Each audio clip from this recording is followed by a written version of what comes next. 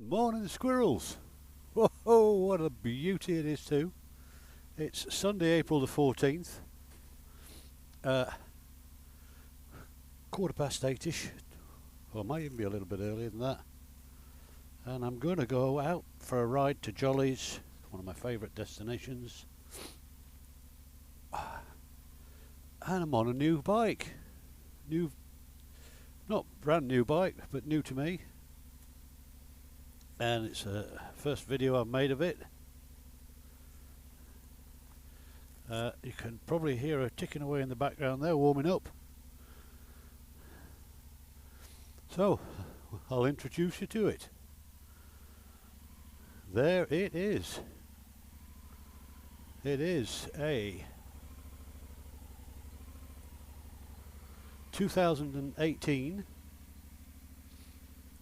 Honda nc750 DCT.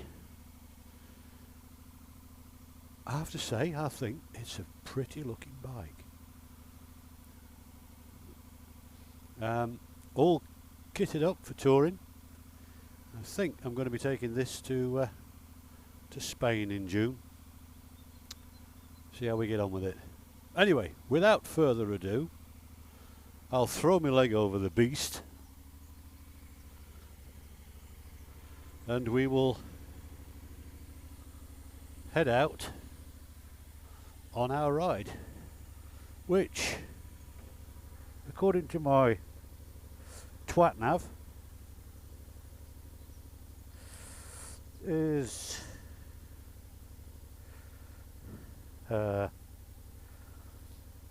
approximately 120 miles out,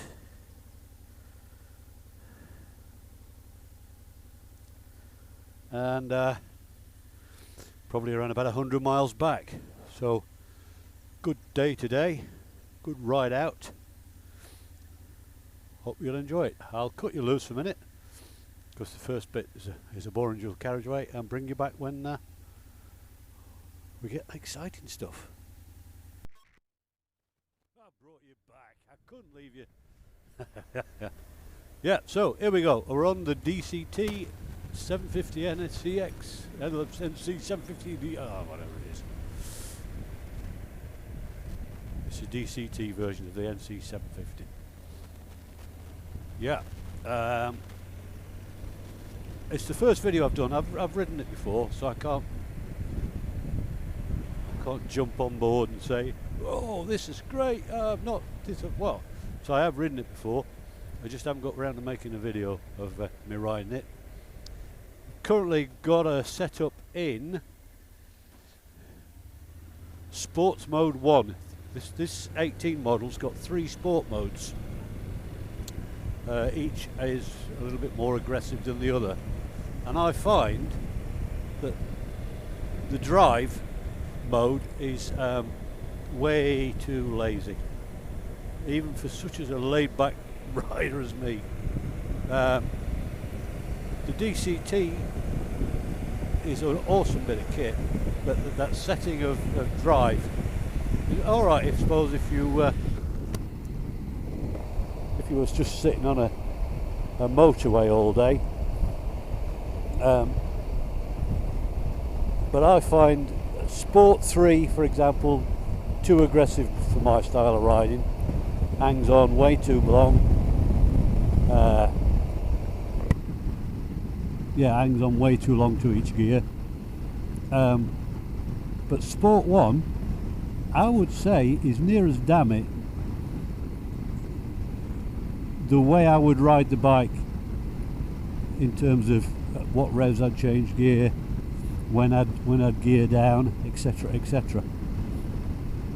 So for me, I think it's perfect, Sport 1. Such a comfortable, lazy bike. Not a power machine, as I'm sure everybody knows. It's not a fast bike, not by any means, for a 750. Fast enough. It'll see the wrong side of 100 mile an hour quite comfortably. probably go on to do about, given the right conditions, good tailwind, probably 110, 115, maybe even 120. But certainly for real world riding, which most places now it's getting really difficult to do naughty speeds without getting caught. Yeah, it absolutely bimbles along at 80. 80 is about just over 4,000 revs. It feels completely and utterly relaxed, and it'll do it all. It feels like it'll do it all day long. This is an indicated 70 and 3,500 revs. So blum blum blum blum blum blum, tickety tickety long.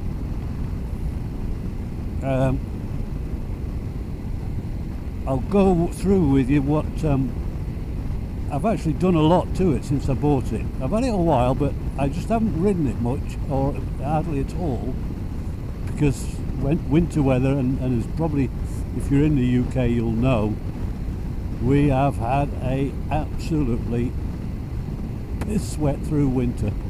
It's just never stopped raining. Bike's as clean as a whistle. It's a 2018, so it's 6 years old, and came to me with about 5,500 miles on. Looks as if never seen a drop of rain. So I'm very reluctant to take it out on potentially salty, wet roads. So I've saved it for dry days. So in that meantime, I've been farkling. I've farkled it so that it's ready for touring, because I think I'm going to do my France and Spain trip, which I've now booked for June the 11th. I think I'm going to do that on this year. Yeah.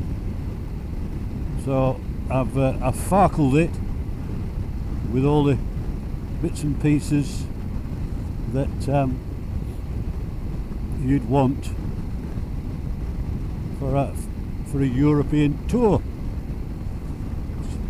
I've done lots to it.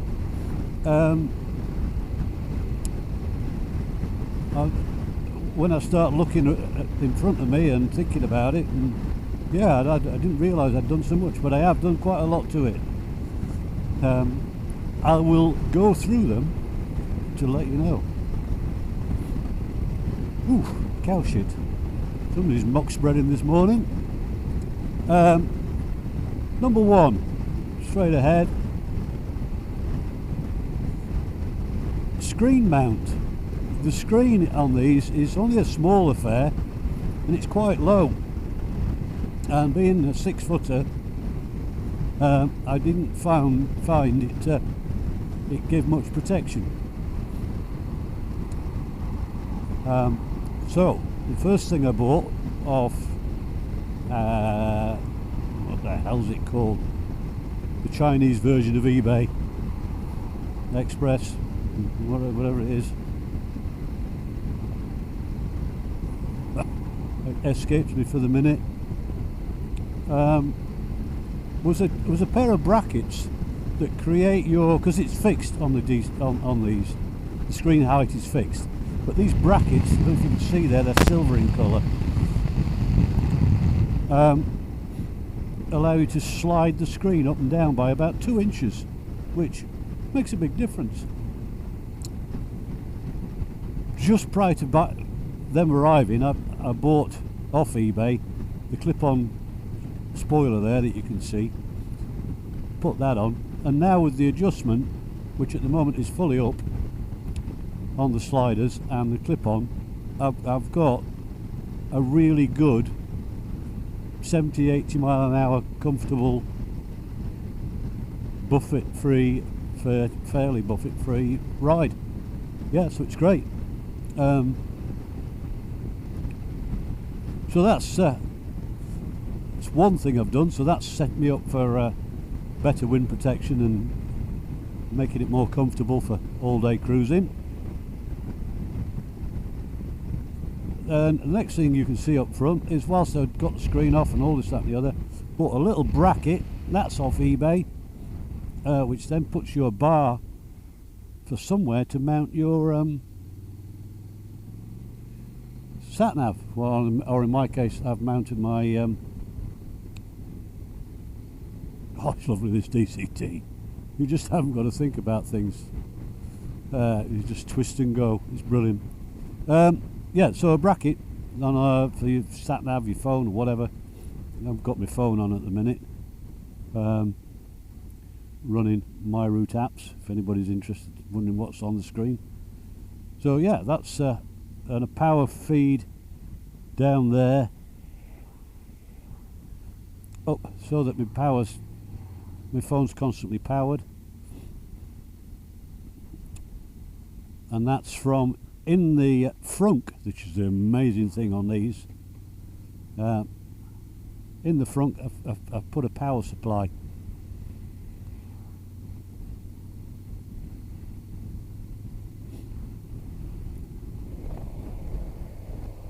Now we've got a tractor this morning, slowing us down, but not to worry.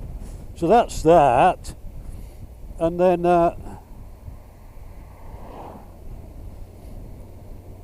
coming back to the bars, I fitted a pair of hand guards. They were off eBay, cheap and cheerful, but they look quite nice, and they do the job. I haven't bought them for protection of when falling over. I've bought them because I suffer from cold hands, and it keeps the wind and the rain off your hands to a certain extent. So yeah, they weren't expensive. Can't remember what they were. I think they were less than 20 quid. Well, they might have been 25, but they weren't expensive. Otherwise, I wouldn't have bought them because I'm a tight git. So that's that job done. Yeah, I've got to do some overtaking in a minute. Yeah. So then you can't see them, but down on the front of the bike, I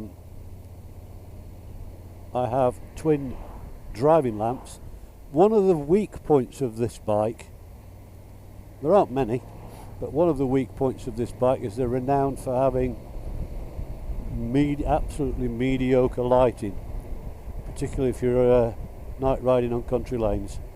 So the first thing I've done is put on a let's just have a couple here, see if we can get behind the tractor.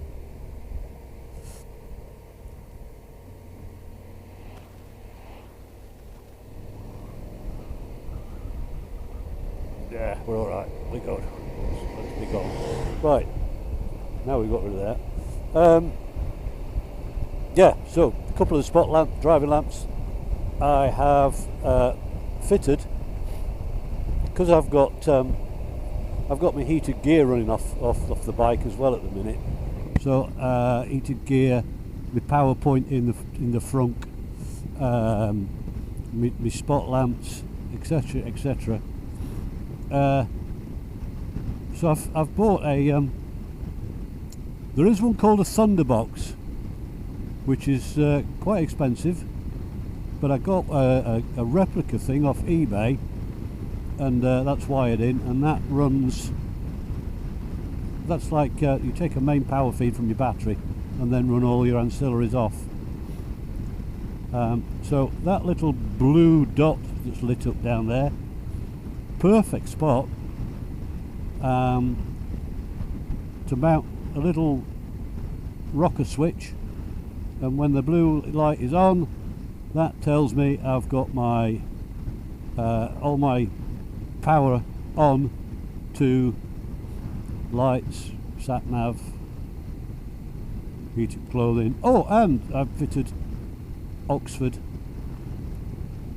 heated grips, and we call tootsies. Fingers, not tootsies.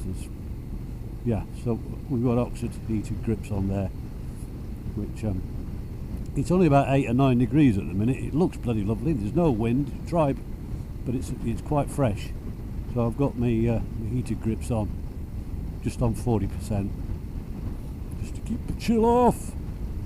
So there we go, that's all up front, I think.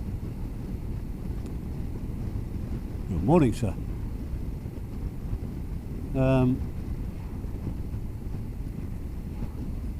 Underneath my arse, I've made some modifications there. There's good old eBay again. Oh no, that's Amazon. Sorry, I do. Amazon. An inflatable seat cushion. It's like an Airhawk copy. But instead of an Airhawk being about 60, 80 quid or whatever it is, this one was 12. I've had them on and off now for probably 4 years, and they tend to last about 2 years, and then they develop a leak. But I am a big bugger, 16 stone. They might last longer if you're only 12 stone. But I figure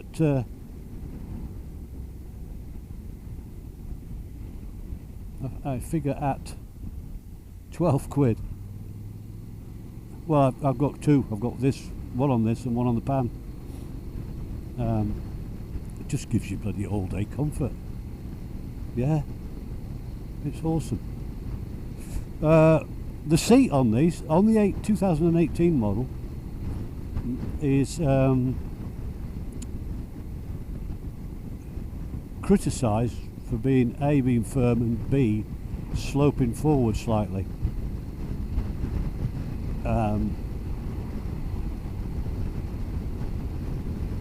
So there is a mod you can do if you Google it. Hopefully I'll try and put links for things that I've done when I edit up this video. But there is a mod you can do that raises the front of the seat. In my case, this one is raised about 3/4 of an inch, or 20 mil, something like that, and it takes the slope out and stops you sliding forward and squashing your crown jewels on the front of the tank. So that with the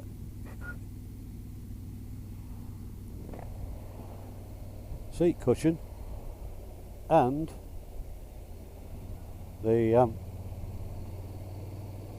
I just love this DCT seat cushion and the lift.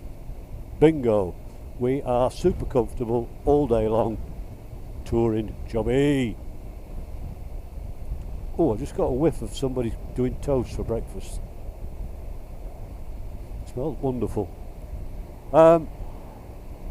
Bit lower down from my backside is my foot pegs.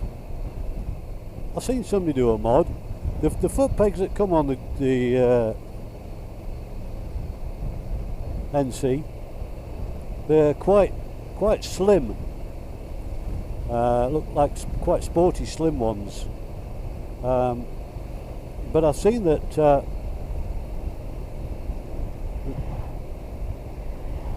pan-European foot pegs mount straight on in place of, which are a much broader, bigger, roomier foot peg.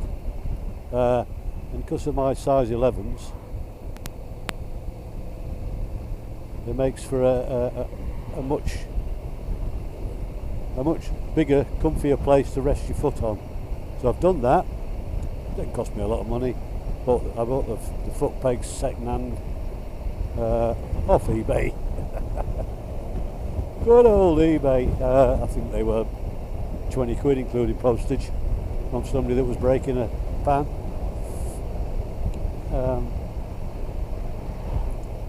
So that's that job done. And then moving towards the back, I've got a jivvy rack on it, monolock rack, and pannier rack and top box rack. So we've got a nice set of Givy E40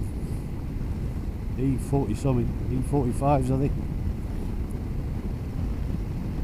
panniers on. These are one of my favourite go-to panniers, I've got to be honest.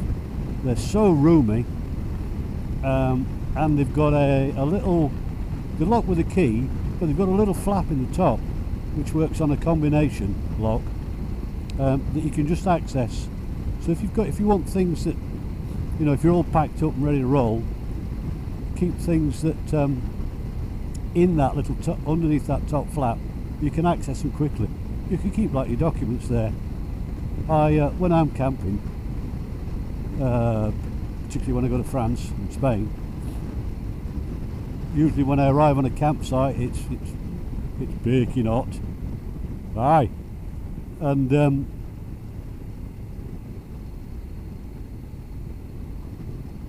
yeah, baking hot, and I've got my tent to put up. First thing I do is strip off from all my bike gear, and underneath that top flap I keep a pair of shorts. So I just whip on a pair of shorts, and I'm all set up for building my camp nice and coolly, instead of jeans, jacket and boots and God knows what else. So yeah, they're brilliant. And then I've got probably like a 52 litre top box. You get a couple of full face helmets in it on the back as well. Because when I go camping, I like to camp properly. I have a decent sized tent. I'm nice and comfy. All my cooking gear, plenty of clothes. Yeah, air mattress. I take my laptop with me. I take my drone with me, so I can do a bit of drone filming and a bit of editing if I'm in the mood. So yeah, I carry quite a bit of kit, but this has got the frunk, and the frunk is fantastic. This is a false petrol tank for everybody that doesn't know, and you unlock it there, lift the lid up. Do you reckon you can get a full face helmet in there? My helmet's got camera on and intercom on, so it doesn't actually fit. But yeah, extra storage space there. So I've really got lots of storage on this, probably more so than something like a Honda Goldwing. It's incredible. Right.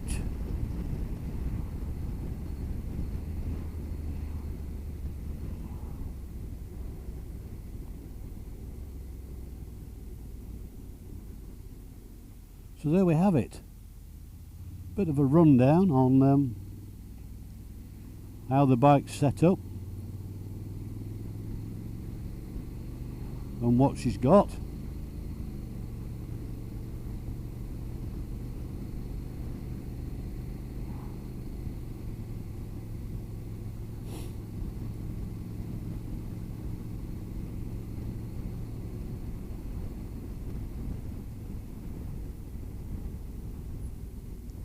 Well, let's get back to riding. Well, I'll tell you a bit about that.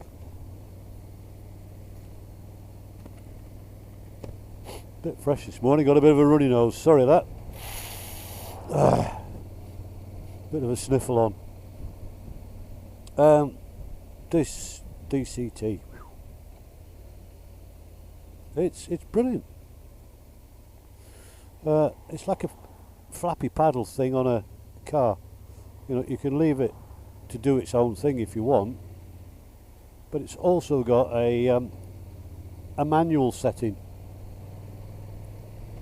so you can flick it into manual, and then on the left cluster where my finger's wiggling, if you can see that, you've got your upshift. So, and then on your thumb is your downshift. So you go up and down the gearbox like that and change as you wish, like a manual. So all in all, it's but if you're in traffic like this, you can see why they were probably designed. Well, I think they were designed as a commuter, and for traffic work, there's nothing finer. It's so light and nimble. Well, it ain't light. I'll take that back. It's a bit misleading, that, saying it's light. It's weird. It's actually quite a chunky bike. It's 220. I think the DCT is 229 kilograms. However, the layout of the engine is really canted right over, and the fuel tank is not where it normally is, because that's the frunk.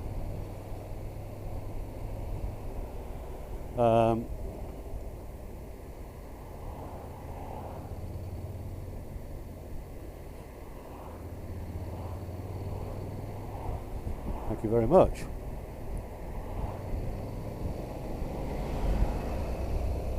So the fuel tank is underneath the passenger seat, quite low down. So the engine's canted right over. It's a parallel twin. It's almost laid flat, and the fuel tank is under the seat, low down. So when you're going to pick the bike up off its side stand, and you think, oh, 229 kilos. You think, hang on, this feels like it's 50 kilos lighter. It does, it really does. And slow speed manoeuvring with the wide bars is the doddle. Wide bars, slow speed, DCT. Whoa! It's a fantastic, easy bike to ride.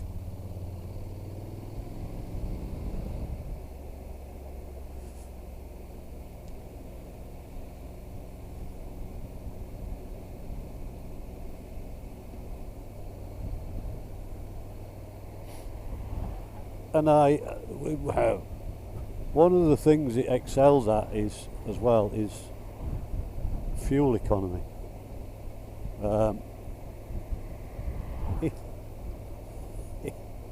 It'll do 70 plus to the gallon. At the minute, mine's doing 66.4. My last ride,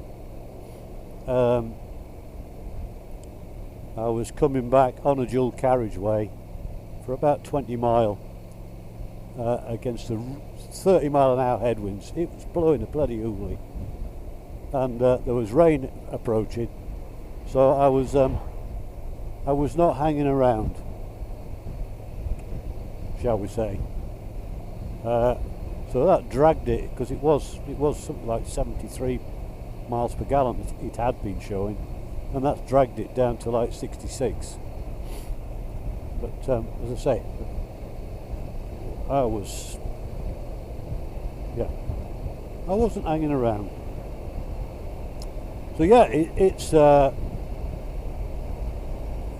mean, people that have got them say that they've got 80 to the gallon out of them.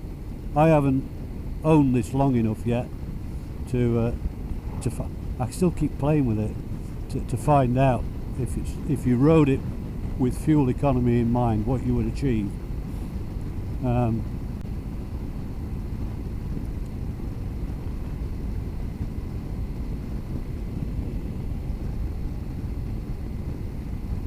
But here we are, 60 mile an hour-ish.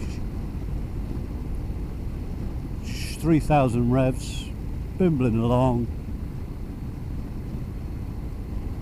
Nice handling as well. The suspension is pretty bog standard for it's a budget bike. The suspension is pretty. There's no adjustment on the forks, and you've just got single adjustment on the rear for preload. So there's nothing fancy with the suspension, but you know, unless you're wanting to get your knee down and think you're a Rossi, it's perfectly adequate. But then again, if you want to ride like that, then you're picking the wrong bike, really. But no, it's fine for moderately fast whizzing around on back roads. Yeah. As we are here now on Cornish country lanes.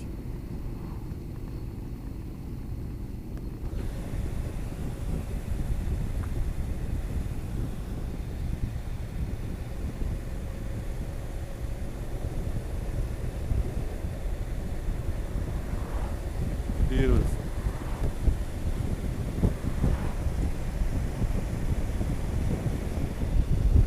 Look at that. It's going to be a lovely day, isn't it? It's 8:34.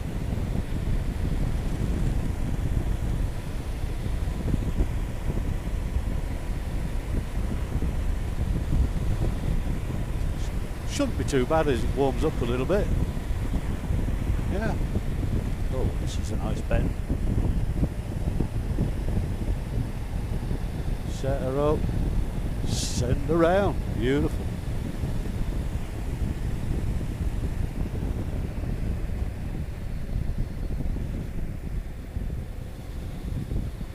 It's got quite a nice exhaust note. It's all bog standard, the exhaust, but it has got quite a nice exhaust note. Sounds quite fruity. As I say, it's not a powerful machine. I think they're about 54 brake horsepower, which for a 750, you know, is nothing. So it's a very understressed engine, which is probably the reason why it does so well on fuel. But also, they're renowned for whizzing past 100,000 miles quite comfortably. Maintenance on them, oh, warning, maintenance on them, I think it's every 8,000 miles for an oil change, 16,000 miles for the valve check, but it's not shims. It's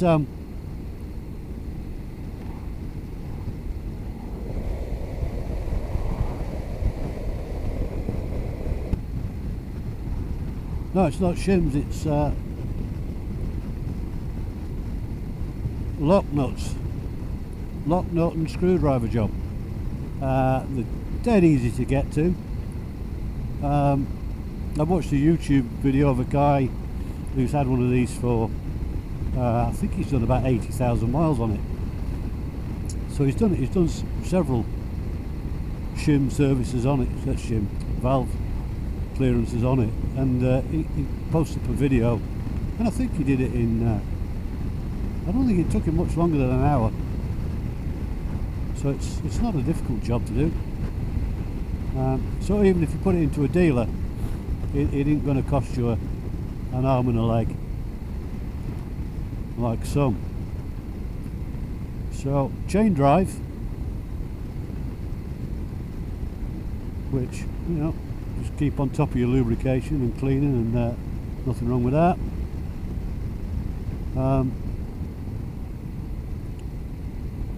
Quite simple to maintain. Oil and filter changes are doddle on these. With a DCT, you've got two oil filters. You've got one for your engine, and then you've got one for the DCT clutch. But it's pretty straightforward. So, you know, two little oil filters. some oil, bish bash bosh, job done. Well, I'm liking the route that we'll avoid that. Whoa, we don't want to get the bike wet, do we? I'm enjoying the route that I've worked out this morning. It's a nice little run so far.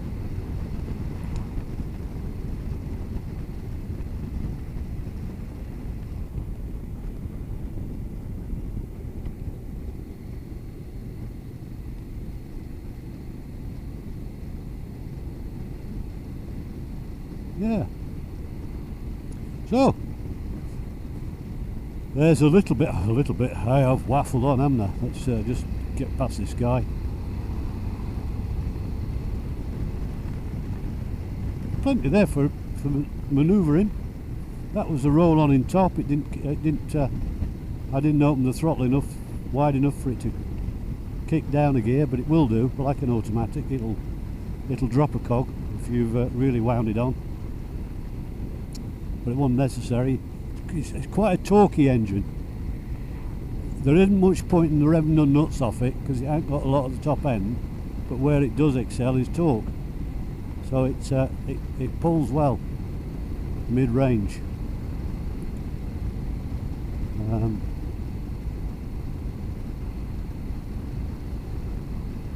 I am smitten, as they say. It's lovely.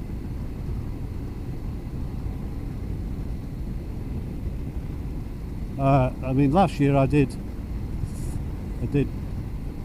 France on the pan, on my 1100 pan European, and wow, I was mightily impressed with that. Yeah, my first day off the ferry, I did 453 miles and got off the bike fine. Could have gone another hour easy. So I was very impressed with that. The last time, that was to a campsite I frequent. The last time I did that, it's about 6 years ago, on my Blackbird, and I did that same stint. And when I got to the campsite, I was absolutely knackered. Yeah, it equates to about, with stops for a pee and a coffee and all that, equates to about 9 hours, about a 9-hour ride. So yeah, I was bollocks, to put it bluntly, when I got there.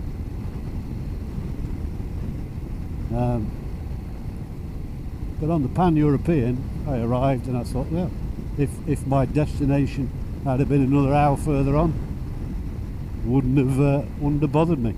So I'm hoping when I go on this in June that I get the same kind of sensation, that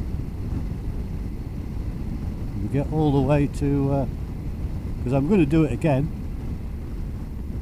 if nothing else, just to sort of do a comparison. I'm going to do it again and see if I can get all the way to the campsite and feel as fresh.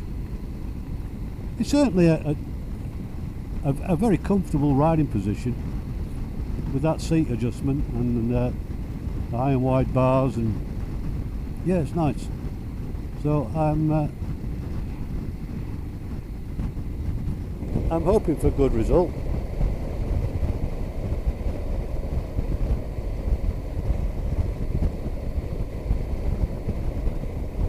Hi.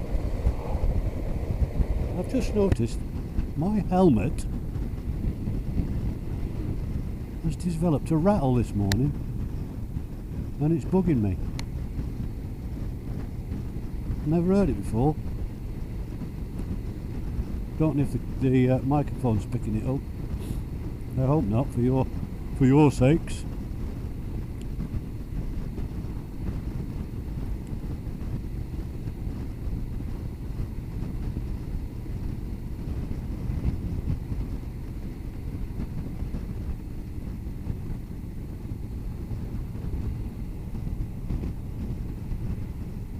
Oh, this is all new.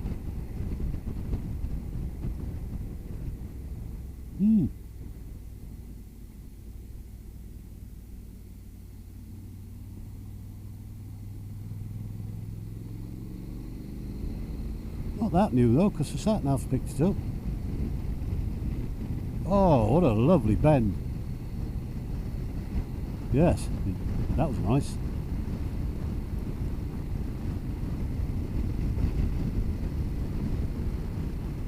And a left-hander. Lovely. Oh, sweet. Yes.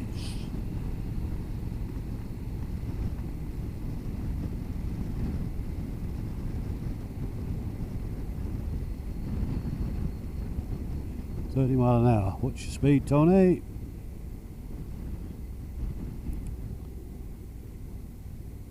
Well, I hope you've enjoyed that little rundown of the spec of my bike and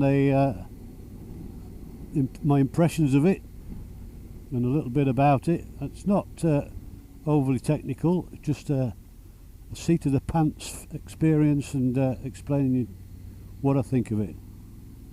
I'm very taken by it, I've got to be honest. A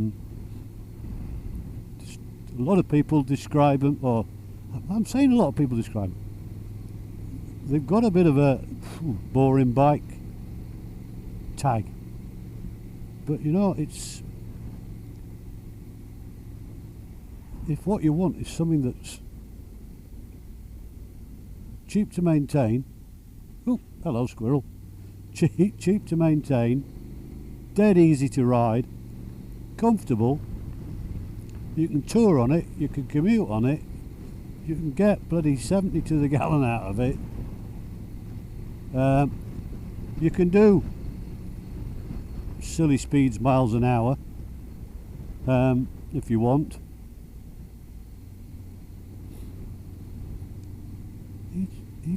It ticks a lot of boxes, it really does.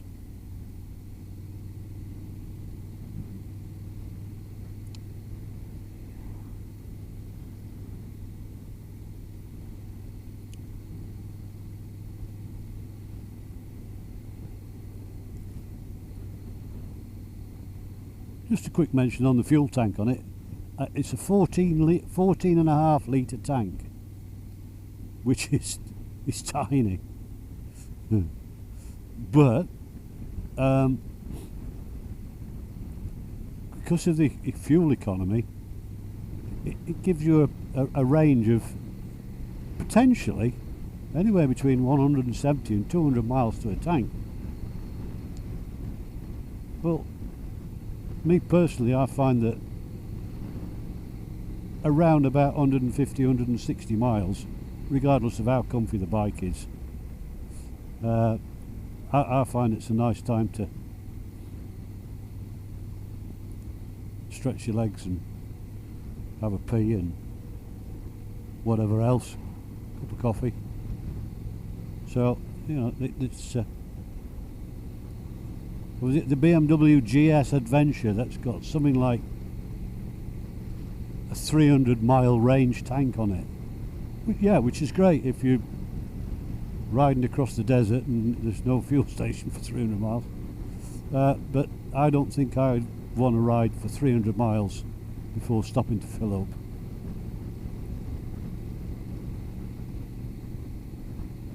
We'll just get past this chappie.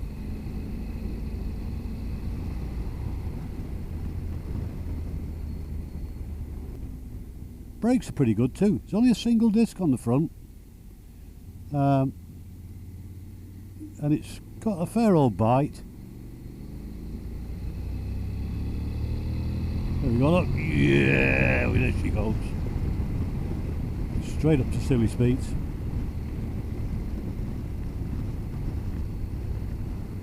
It's got a fair bit of bite, single disc on the front. But you know, if you want to really anchor it down, the use of front and rear, it's bloody good brakes.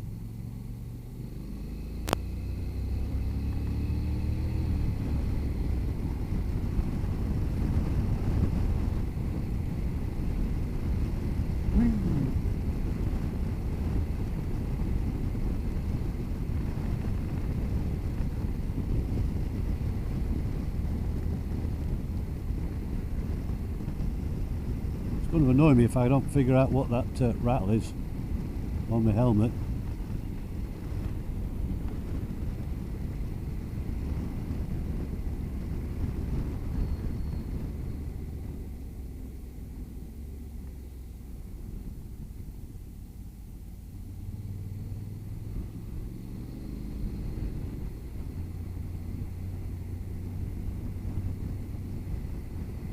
Well, now I'm not battling a headwind and sitting at silly speeds, and my miles per gallon's creeping up. It's gone to 68.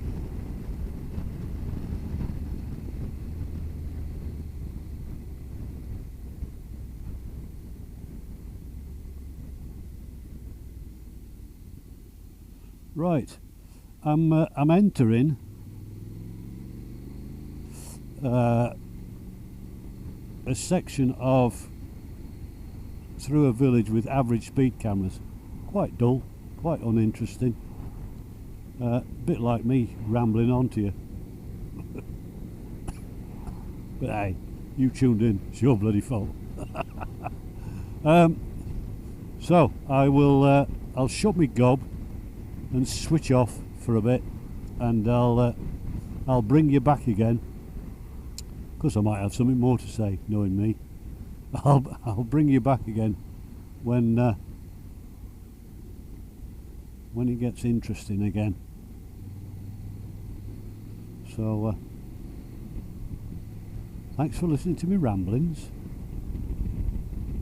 and I'll see you in a minute.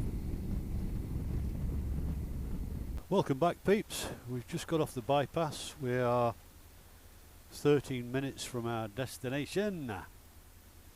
Thought I'd bring you back because I think this bit might be, I've not been up here before, not never ever, but I think it might be a bit interesting, so I thought I'd bring you back and you can have a look and judge for yourselves.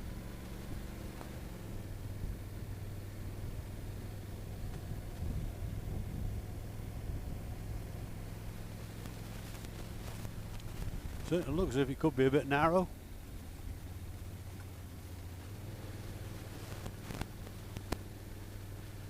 Yeah.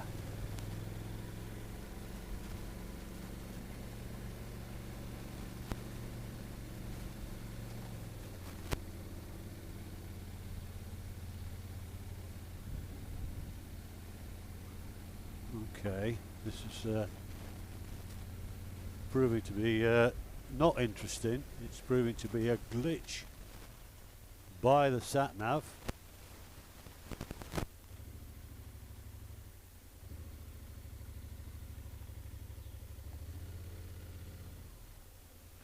To sending me round in circles. It's a very steep slope to be doing that on.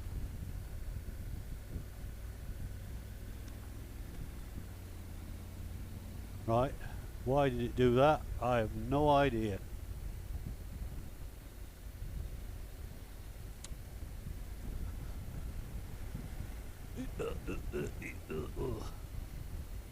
What a silly manoeuvre. Well, just goes to show sat-navs can't be trusted.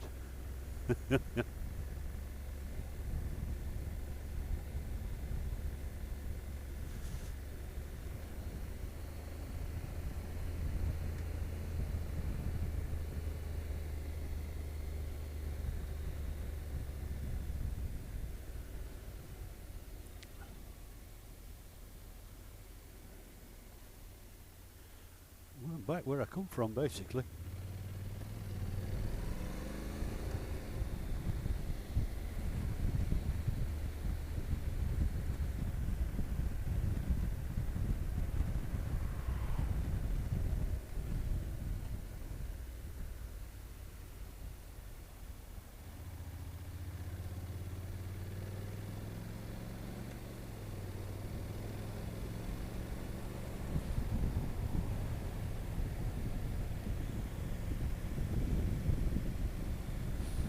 So, I think that was basically a little detour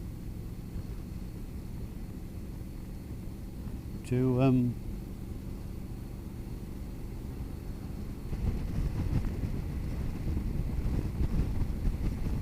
well, you've not experienced with me, have you, the thrill of riding along with me at 70 mile an hour on a dual carriageway.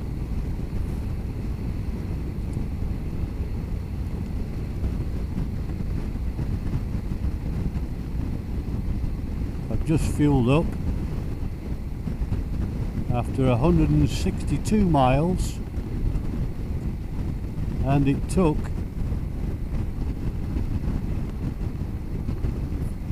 10.5 litres.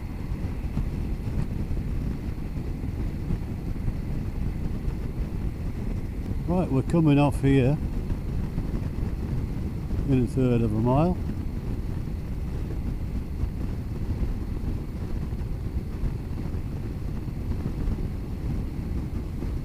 Come on in. Here we go.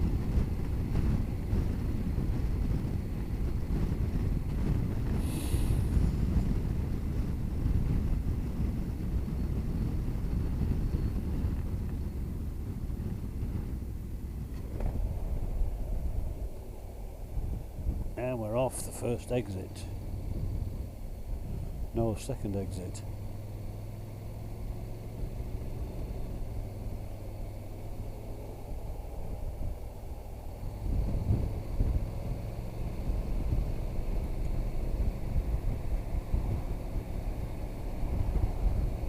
Third exit off the roundabout, and then it's just on the left.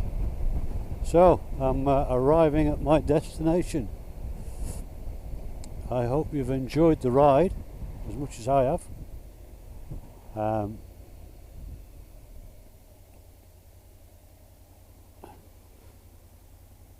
do the YouTube bit. If you've enjoyed it, please click the like button and subscribe. I've got some more videos out there. If you haven't enjoyed it, what the bloody hell are you doing watching it all then? Hope you enjoyed it, but in the meantime, as ever, be careful, and if you can't be careful, be good, and if you can't be good and you can't be careful, buy a pram. Cheers.